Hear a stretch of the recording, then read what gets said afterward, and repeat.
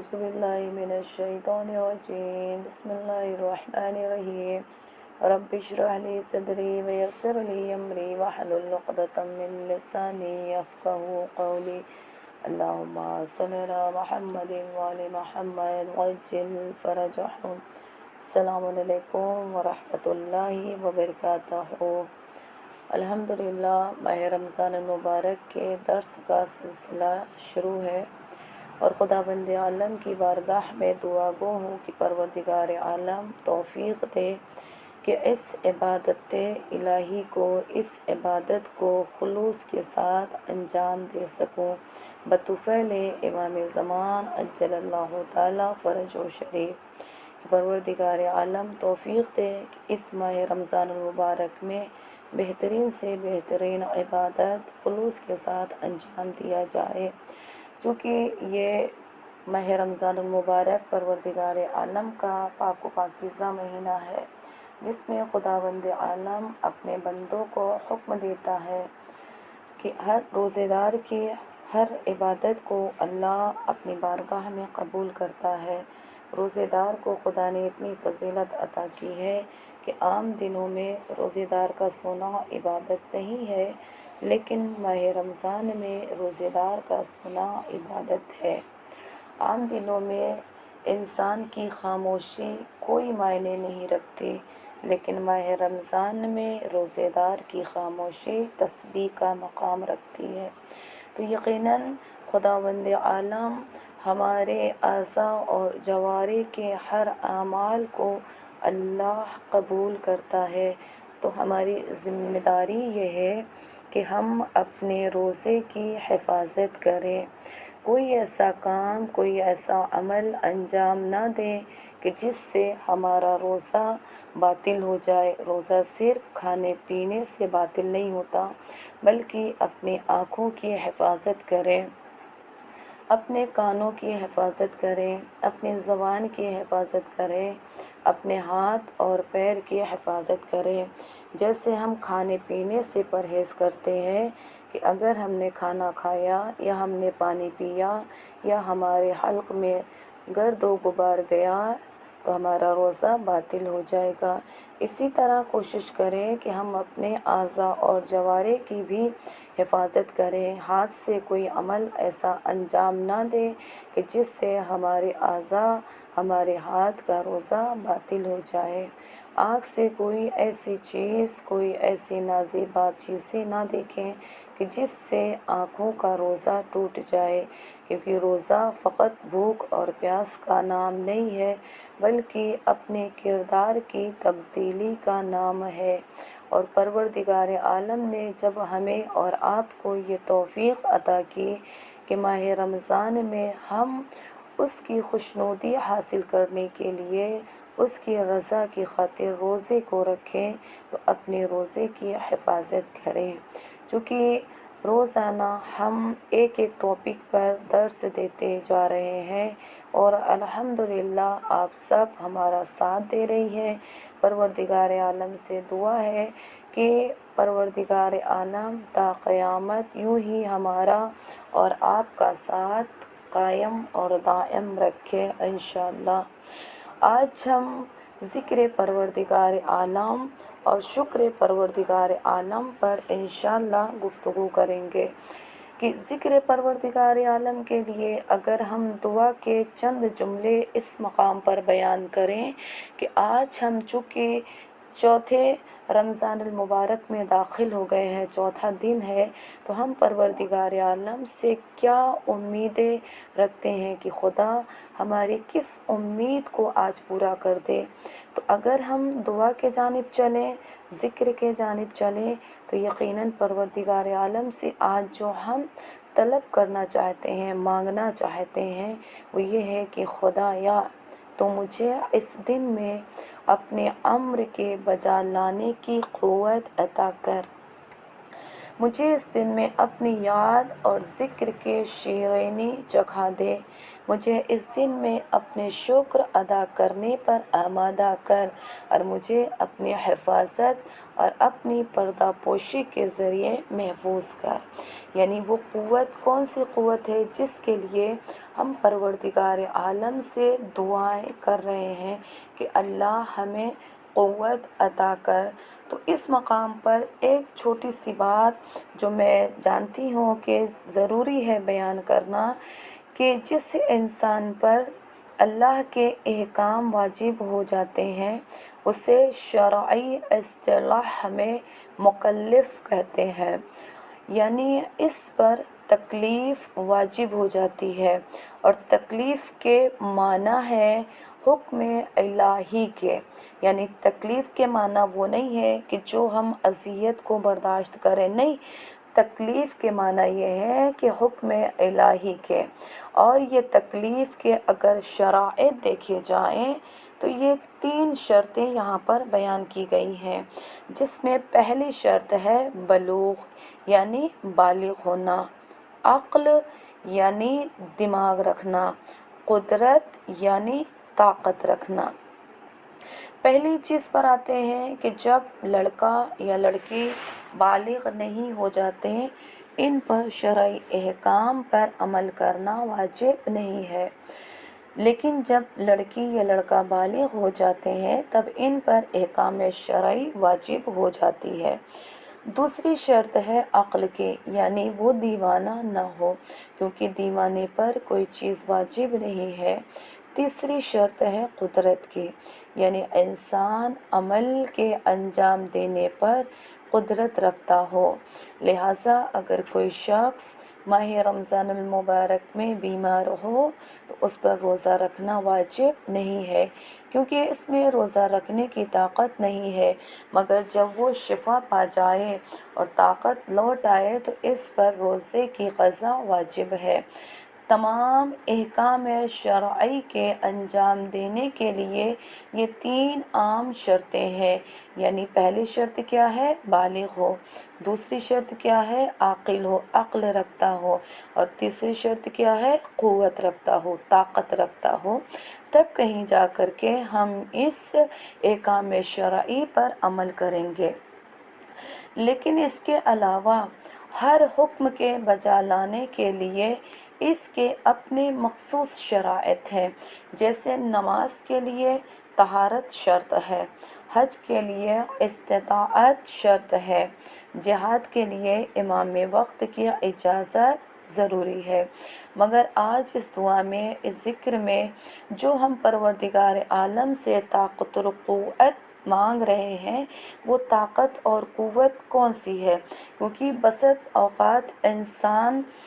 اپنی سستی اور کاہلی کی بنا پر، نفسیاتی خواہشات کے غلبے کی بنا پر، دستور الہی پر عمل کرنے سے کوتاہی برتتا ہے، اور صبح کی اذان سن کر بھی بستر چھوڑنے سے کتراتا ہے۔ اس کی یہ کوتاہی قدرت کے نہ ہونے کی بنا پر نہیں ہے، کہ اگر ہم سوچیں جو ہم نے آخری شرط بیان کی ہے کہ وہ طاقت رکھتا ہو، اب اگر کوئی اس بنا پر، یعنی اذان کی آواز بھی کان میں آ رہی ہے اور ہم سستی یا کاہلی کی بنا پر اپنے بستر کو نہیں چھوڑ رہے ہیں، تو اس کا یہ مطلب ہرگز نہیں ہے کہ ہم اس کی طاقت نہیں رکھتے، نہیں، بلکہ ہم یا تو جاہل ہیں، یا ہم سستی کا شکار ہیں، یا ہم شیطانی وسوسوں کی بنا پر ہیں۔ لہٰذا اس دعا میں خداوند کریم کی بارگاہ میں ایک بندے کی یہی درخواست ہے کہ خدایا آج مجھ میں وہ طاقت عطا فرما کہ جس کے ہوتے ہوئے میں تیرے کسی حکم سے روگردانی نہ کر سکوں۔ یہ قوت دراصل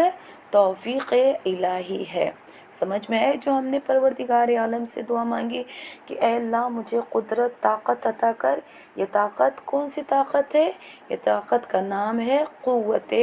توفیق الہی، اگر یقیناً پروردگار عالم ہمیں توفیق دے گا تب ہم اس کی عبادت کر سکتے ہیں۔ اگر ہمیں توفیق نہ ملی تو یقیناً کان میں صدا آتی رہے گی اور ہم اپنی جہالت کی بنا پر یا شیطانی وسوسے کی بنا پر یوں ہی بستر پر لیٹ کر کے پوری رات گزار دیں گے، پورا دن گزار دیں گے، لیکن جب تک توفیق نہ ملے ہم پروردگار عالم کے حکم کو بجا نہیں لا سکتے۔ اسی لیے امام علی علیہ السلام نے دعائے کمیل میں مولا کا بہت خوبصورت جملہ ہے کہ مولا فرماتے ہیں کہ پروردگارا میرے اعضاء اور جوارے کو اپنی خدمت عبادت کے لیے قوی اور مضبوط کر دے اور اس ارادے کے لیے میرے قلب کو توانا کر دے، یعنی طاقت عطا کر دے۔ مولا علی علیہ السلام کے اگر اس جملے پر غور کیا جائے تو یقیناً یہ سب سے قیمتی جملہ ہے۔ عبادت الہی کے لیے جس طرح جسم کو قوت کی ضرورت ہے، اسی طرح قلب کو، روح کو بھی قوت کی ضرورت ہے، یعنی جسم کو قوت کی ضرورت ہے تو روح کو بھی قوت کی ضرورت ہے، کیونکہ جسم کی حرکت عبادت کے لیے ہے اور روح کی قوت پر بنتی ہے، لہٰذا روح کی بیماری جسم کی بیماری سے زیادہ سخت ہے۔ اگر جسم بیمار ہو تو ہم دوا لے لیں، بخار ہے میڈیسن لیا بخار اترا تو جسم کی قوت واپس آ جاتی ہے۔ خدا نخواستہ درد ہو تو ہم نے پین کلیئر لیا، جسم کا درد ختم ہوا تو قوت واپس آ گئی، لیکن اگر کسی کی خدا نخواستہ روح بیمار ہو جائے تو یہ جسم کی بیماری سے زیادہ سخت ہوتی ہے۔ اور اسی لیے پروردگار عالم نے ہمیں حکم دیا ہے کہ میرا ذکر کرتے رہو، کیونکہ اللہ خود قرآن کریم میں ارشاد فرماتا ہے کہ آگاہ ہو جاؤ کہ یہ یاد خدا سے اپنے دلوں کو سکون بخشو، یعنی یاد خدا سے ہمارے دل کو کیا ہے؟ سکون ملتا ہے۔ یقیناً اگر دل پریشان ہو جائے، کہیں چین نہ ملے، کیونکہ آج کے زمانے میں ہر دل پریشان ہے، اور اگر پریشانی سے نجات چاہیے تو ذکر پروردگار عالم کرنا ہوگا، تلاوت قرآن کریم کرنا ہوگا، مناجات پروردگار عالم کرنا ہوگا، اللہ کی بارگاہ میں دعا کرنا ہوگا، اللہ کی بارگاہ میں التجا کرنا ہوگا، خداوند عالم کو پکارنا ہوگا، کیونکہ یاد پروردگار عالم میں ہی ہمارا سکون ہے، ذکر پروردگار عالم میں ہی ہمیں چین ہے۔ اور یقیناً اگر ہم ذکر پروردگار عالم کریں، کیونکہ خدا خود فرماتا ہے کہ اے ایمان والو اللہ کا ذکر بہت زیادہ کیا کرو۔ اللہ کا ذکر کیسے بہت زیادہ کیا جائے گا؟ جب ہم پروردگار عالم کی معرفت حاصل کر لیں، جب ہم پروردگار عالم کی معرفت حاصل کریں گے تو یقیناً ہمارا دل یاد پروردگار عالم کے جانب جائے گا، اور جب دل خداوند عالم کے جانب متوجہ ہو جائے گا تو یقیناً زبان پر ذکر پروردگار عالم آ جائے گا، اور یہی ذکر خدا چاہتا ہے کہ ہمارا بندہ میرا ذکر کرتا رہے، اس کی زبان میرے ذکر سے خالی نہ ہو، اس کا دل میرے ذکر سے خالی نہ ہو، اس کا وجود میری یاد سے خالی نہ ہو۔ امام علی علیہ السلام فرماتے ہیں کہ ذکر خدا اس سے محبت کرنے والوں کے لیے باعث لذت ہے، یعنی پروردگار عالم کا ذکر کرنے والا، اور پروردگار عالم ذکر خدا کیا ہے؟ اس سے محبت کرنے والوں کے لیے باعث لذت ہے۔ ذکر خدا ہر صاحب یقین کے لیے باعث لذت ہے۔ اسی لیے امام سجاد علیہ السلام نے اپنی دعا میں فرمایا کرتے تھے، مولا فرماتے تھے کہ خدایا تجھ سے تیری یاد کی لذت کے علاوہ ہر لذت سے استغفار کرتا ہوں۔ امام سجاد علیہ السلام کا یہ جملہ قابل غور بھی ہے اور قابل توجہ بھی ہے کہ مولا امام سجاد علیہ السلام نے فرمایا کہ خدایا تجھ سے تیری یاد کی لذت کے علاوہ ہر لذت سے استغفار کرتا ہوں۔ لہٰذا ہمارے لیے ضروری ہے کہ ہم ذکر پروردگار عالم کرتے رہیں مسلسل، چونکہ ماہ رمضان میں اپنی زبان کو ذکر خدا سے خالی نہیں رکھیں۔ ہاں، ذکر خداوند عالم فقط زبان سے ادا نہیں ہوتا، ہم دل کی گہرائی سے بھی پروردگار عالم کا ذکر کر سکتے ہیں، ہم خاموشی سے بھی پروردگار عالم کا ذکر کر سکتے ہیں، اور اس طرح بھی ذکر کیا جا سکتا ہے کہ کبھی ایک انسان دوسرے انسان کا شکریہ یہ ادا کرتا ہے کہ جیسا کہ امام علی رضا علیہ السلام نے ارشاد فرمایا ہے کہ جس نے مخلوقین میں سے نعمت دینے والے مخلوق کا شکریہ ادا نہیں کیا، گویا اس نے خدا کا شکریہ ادا نہیں کیا۔ اب ذکر کے بعد، چونکہ میں نے اسٹارٹنگ میں بولا تھا کہ ذکر اور شکر پر ہی آج ہمارا درس رہے گا، تو یقیناً ذکر کے بعد منزل شکر آ گئی کہ ذکر خدا سے ہمیں اپنے آپ کو غافل نہیں کرنا ہے، خاص کر کے ماہ رمضان المبارک میں ہر لمحہ یاد پروردگار عالم میں رہیں، ذکر پروردگار عالم مناجات کی شکل میں، تلاوت قرآن کی شکل میں، تسبیح اور تحلیل کی شکل میں کرتے رہیں۔ اب منزل ہے شکر کی، چونکہ وقت محدود ہوتا ہے، اس وجہ سے میں چاہتی ہوں کہ میں جلد سے جلد اپنے درس کو مکمل کروں انشاءاللہ۔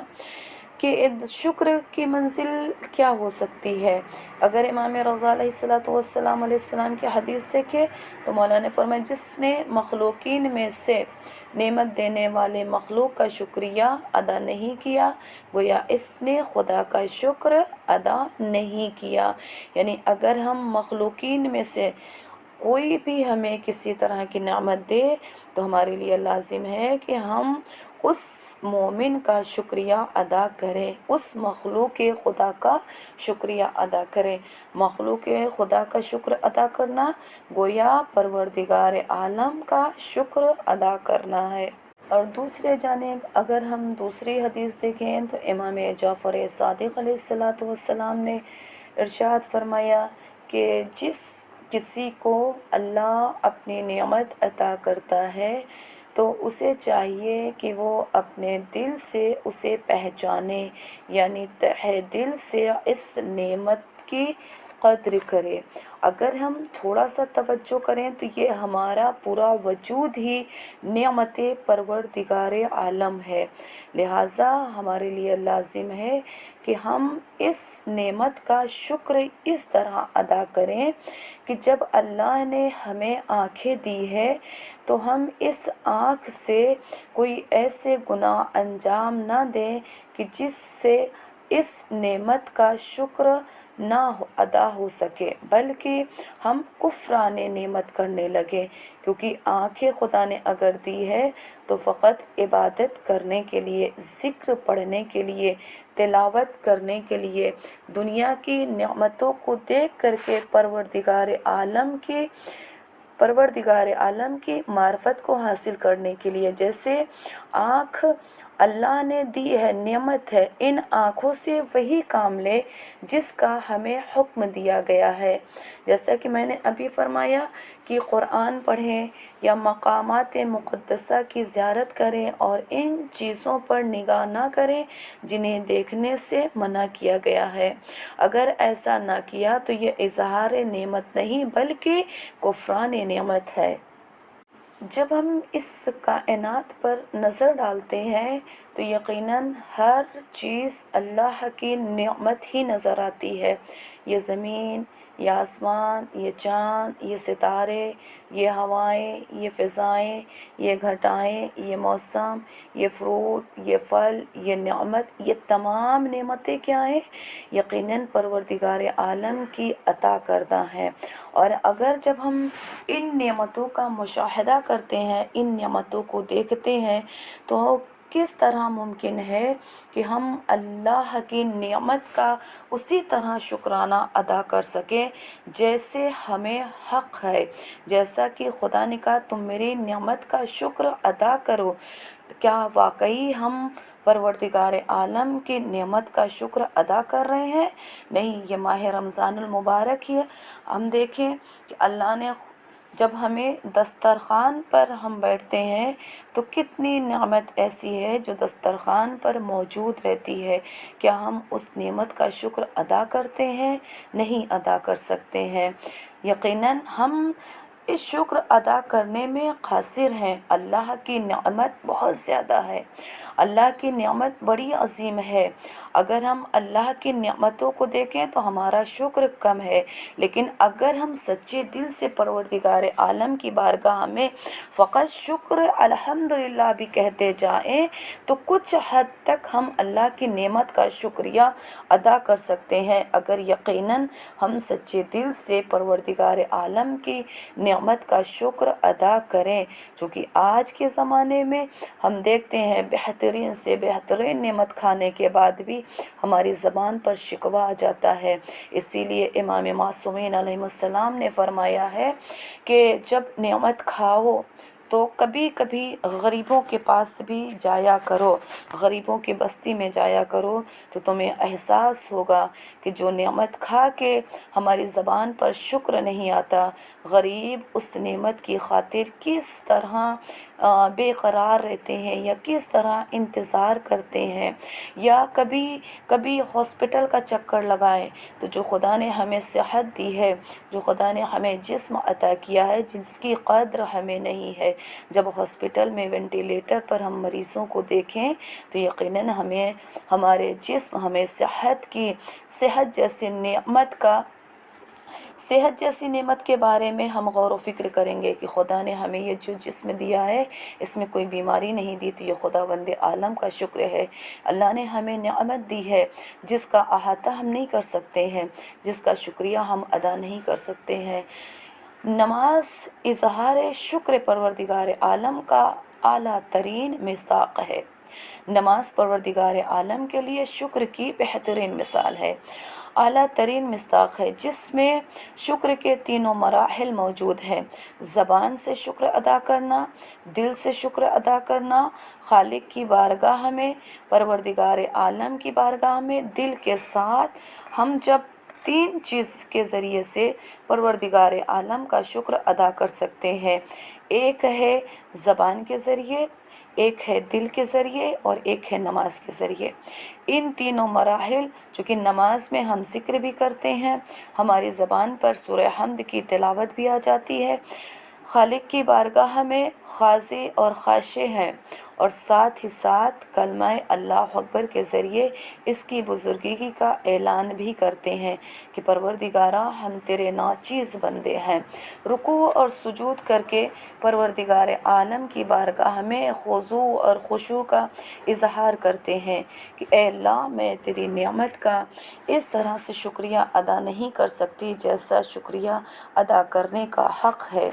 اگر اس طرح سے اس انکساری کے ساتھ میں ہم اپنا سر پروردگار عالم کی بارگاہ میں جھکا دیں تو یقیناً اللہ ہمارے اس عمل کو یقیناً قبول کرے گا۔ شکر گزاری کی توفیق بھی اللہ کی عطا کردہ ایک نعمت ہے، لہٰذا اس نعمت کے حصول پر بھی شکر بجا لانا ضروری ہے، کیونکہ اللہ اپنے کرم کی بدولت ہمیں اپنا شکر بجا لانے کی توفیق عطا فرما۔ یہ میرے دل کی دعا ہے کہ پروردگار عالم اپنے کرم کی بدولت ہمیں اپنا شکر بجا لانے کی توفیق عطا فرما۔ اس مقام پر اگر ایک واقعہ مختصر سا نقل کرتے ہیں کہ شکر کس طرح سے ادا کیا جائے، ان تمام کائنات کی نعمتوں کو دیکھیں تو یقیناً ایک واقعہ جو روایتوں میں ملتا ہے کہ جب جناب عیسیٰ علیہ السلام نے اپنے پروردگار عالم کی بارگاہ میں التجا کی، خدایا مجھے ایک ایسے انسان کی نشاندہی فرما جسے تو مجھ سے زیادہ چاہتا ہے۔ تو اللہ نے جناب عیسیٰ کے التجا کو قبول کیا اور فرمایا کہ اے عیسیٰ،